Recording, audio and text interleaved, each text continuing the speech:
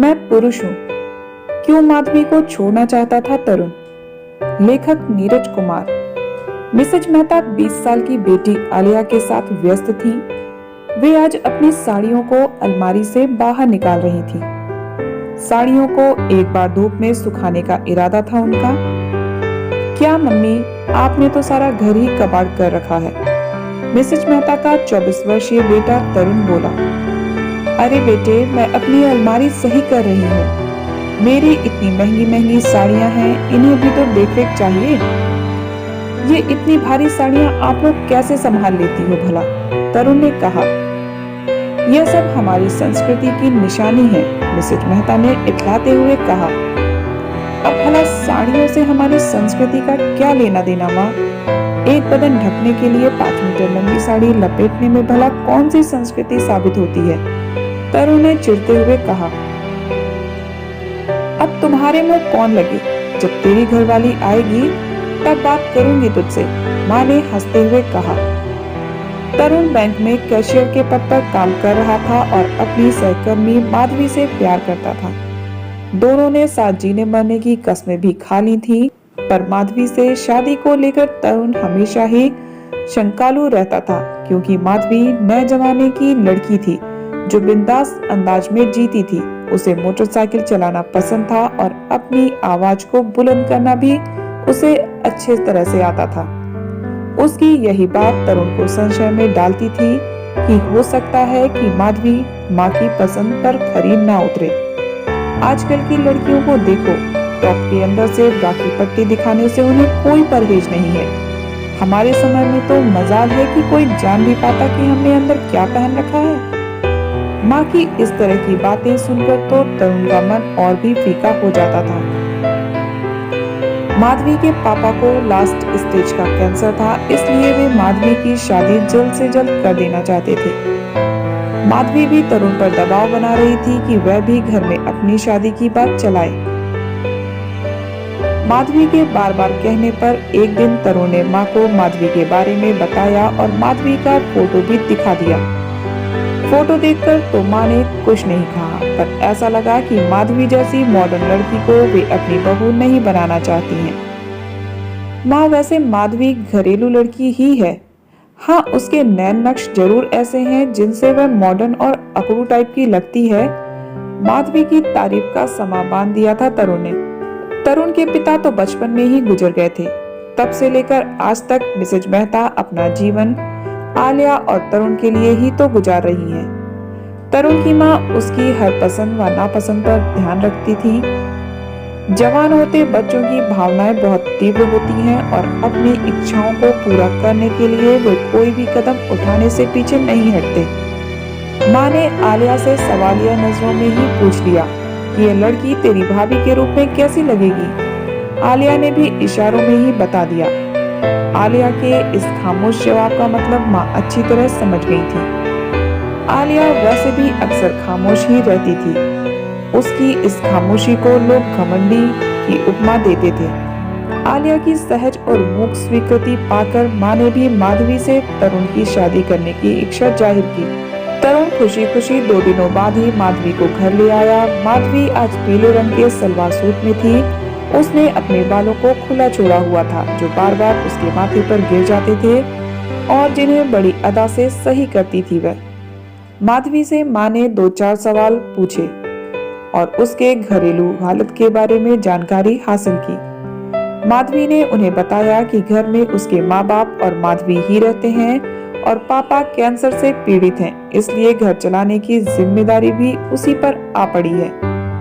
इसी प्रकार की औपचारिक बातों के बाद माधवी ने माँ और आलिया से विदा ली।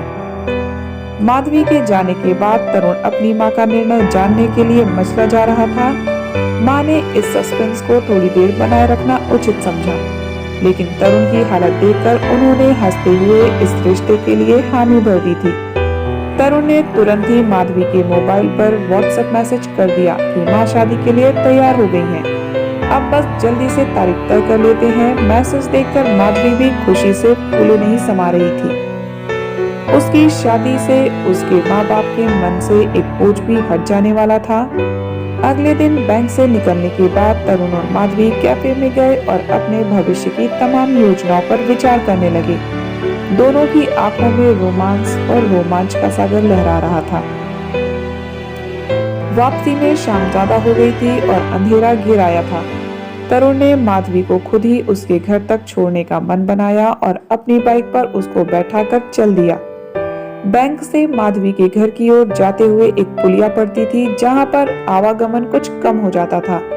वहां पर पहुंचते ही तरुण की बाइक पंक्चर हो गई। शिट मैन, पंक्चर हो गई, मैकेनिक देखना पड़ेगा।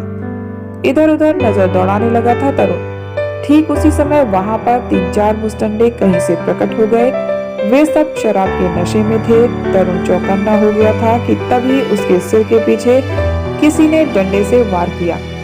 बेहोश होने लगा था तरुण। इसी बीच बाकी के 2 मुस्टंडों ने माधवी को पकड़ लिया और सड़क के किनारे खड़ी एक कार में ले जाकर जबरन उसके साथ बारी बारी मुंह काला करने लगे।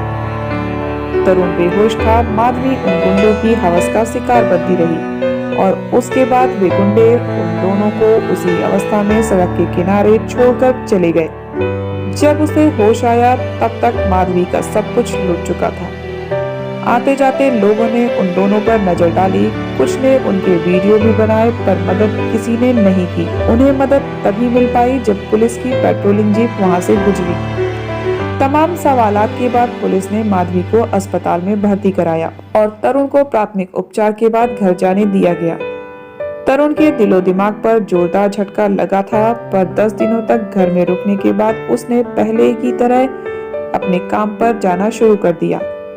पर उसने माधवी की खोज खबर लेना उचित नहीं समझा। माधवी सदमे में थी पर घर की जिम्मेदारियां निभाने के लिए वह बैंक भी आने लगी और पहले की तरह ही काम भी संभाल लिया। माधवी ने जिंदगी की पुरानी लय पाने की दिशा में कदम बढ़ाने शुरू कर दिए पर इस सफर में उसे अब तरुण का साथ नहीं मिल पा रहा था। वह माधवी की तरफ देखता भी नहीं था। बात करना तो बहुत दूर की बात थी। माधवी के स्त्री मन ने बहुत जल्दी ताड़ लिया कि तरुण उसके साथ ऐसा रूखा व्यवहार क्यों कर रहा है, पर बेचारी कर क्या सकती थी। वह अब एक बलात्कार पीड़िता थी। चुपचाप अपने को काम में बिजी कर लिया था माधवी ने। कुछ समय बीता तो माँ ने तरुण से माधवी के बारे में पूछा। आजकल तुम माधवी की बात नहीं करता। तुम लोगों ने शादी की तारीख फाइनल की या नहीं? कैसी बातें करती हो माँ? अब क्या मैं उसके साथ शादी करूंगा? मेरा मतलब है कि उसका बलात्कार हो चुका है। बलात्कार पीड़िता से कहीं कोई शादी भी करता है भला? माँ, मैं समाज से कुछ अलग तो नहीं? माँ के चेहरे पर कई रंग आने जाने लगे। उनकी आंखों में कई सवाल उमड़ आए थे। लगता है मेरी परवरिश में ही कुछ कमी रह गई। मन ही मन बुदबुदा उठी थी माँ। उनकी आंखों की कोर नम हो चली थी जिसे उन्होंने तरुण से बड़ी सफाई से छिपा लिया और बिना कुछ कहे अपने कमरे में चली गईं। बलात्कार किसी के भी साथ हो सकता है। मेरे साथ, आलिया के साथ, तो क्या तब भी तरुण उसे ऐसे ही त्याग देगा जैसे उसने माधवी को छोड़ दिया है? हाँ, एक पुरुष ही तो है वह जो हमेशा ही दूध का दूल्हा होता है। कई तरह के सवाल माँ के जहन में उमड़ आए और कुछ कसैली यादें उनके मन को खट्टा करने लगी। 5 साल पहले की ही तो बात है। उन दिनों तरुण ट्रेनिंग करने के लिए शहर से बाहर गया हुआ था। आलिया को अचानक बुखार आ गया था। डॉक्टर को दिखाकर दवा तो ले आई थी मिसेस मेहता, पर आज सुबह से फिर बुखार तेज हो गया था। डॉक्टर से फोन पर उन्होंने संपर्क किया तो उसने एक दूसरी टैबलेट का नाम बताते हुए कहा कि यह टैबलेट आसपास के मेडिकल स्टोर से लेकर खिला दीजिए, आराम मिल जाएगा। वे नुक्कड़ वाले मेडिकल स्टोर पर दवाई लेने ही तो गई थी कि पीछे से किसी ने आलिया के कमरे का दरवाजा खटखटाया था। आलिया ने अनमने से दरवाजा खोला तो सामने बगल में रहने वाले 55 साल के अंकल थे। अंकल को यह पता था कि आलिया घर में अकेली है और इसी का लाभ उसने उठाया। बुखार में तप रही आलिया का बलात्कार कर दिया। जब वे घर पहुंची तो आलिया फर्श पर पड़ी हुई थी। बड़ी मुश्किल से ही उसने अपने ऊपर हुए अत्याचार को कह पाया था। उन्होंने उसे सीने से लगा लिया और वे दोनों सुबकते रहे थे। पूरे 3 दिन तक फ्लैट का दरवाजा तक नहीं खुला। बदनामी के डर से पुलिस में भी रिपोर्ट नहीं लिखवाई, तरुण से भी नहीं बताया और आनंद फानंद में दूसरा फ्लैट तलाश कर लिया था और बगैर तरुण के आने का इंतजार किए ही फ्लैट बदल भी लिया था।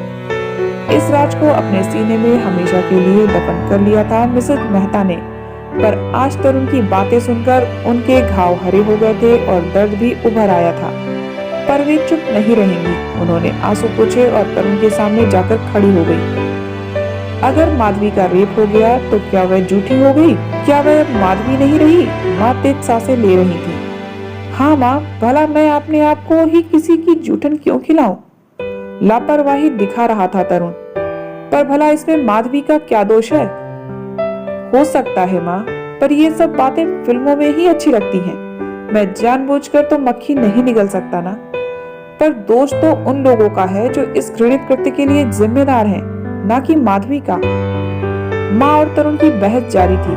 माँ लगातार तरुण को समझाने की कोशिश कर रही थी, पर तरुण की अपनी ही दलीलें थी। काफी देर बाद भी जब तरुण टस से मस ना हुआ, तब माँ ने उसे वह राज बताना जरूरी समझ लिया था जो अभी तक छिपाए रखा था। और अगर किसी ने तेरी बहन आलिया का बलात्कार किया होता तो क्या तब भी तेरी बातों में ऐसी ही कड़वाहट रहेगी? क्या मतलब है आपका माँ? मतलब साफ है, आलिया का रेप हमारे फ्लैट के पड़ोस में रहने वाले उस 55 साल के बूढ़े ने किया और तब से आलिया किसी के साथ भी सहज नहीं हो पाती और गुमसुम रहती है। तुम्हें समझ नहीं आता वह इतनी चुप क्यों रहती है? अब क्या इसमें आलिया का दोष था? क्या हम आलिया को सिर्फ इस बात के लिए छोड़ दें कि वह किसी पुरुष की वहशी मानसिकता का शिकार हो चुकी है? माँ लगातार बोलते जा रही थी। इस समय वे सिर्फ तरुण की माँ नहीं थी, बल्कि उन तमाम औरतों का प्रतिनिधित्व कर रही थी जो बलात्कार का शिकार होती हैं। तरुण कोने में खड़ी आलिया की तरफ बढ़ा। आलिया की आंखों से आंसू बह रहे थे। तरुण को आता देख वह झट से कमरे में घुस गई और भड़ाक से दरवाजा बंद कर लिया। तरुण कभी रोती हुई माँ की तरफ देखता तो कभी आलिया के कमरे के बंद दरवाजे की तरफ। उसके दिमाग में माधवी का चेहरा घूमने लगा था। अगले दिन शाम को बैंक से तरुण का फोन आया।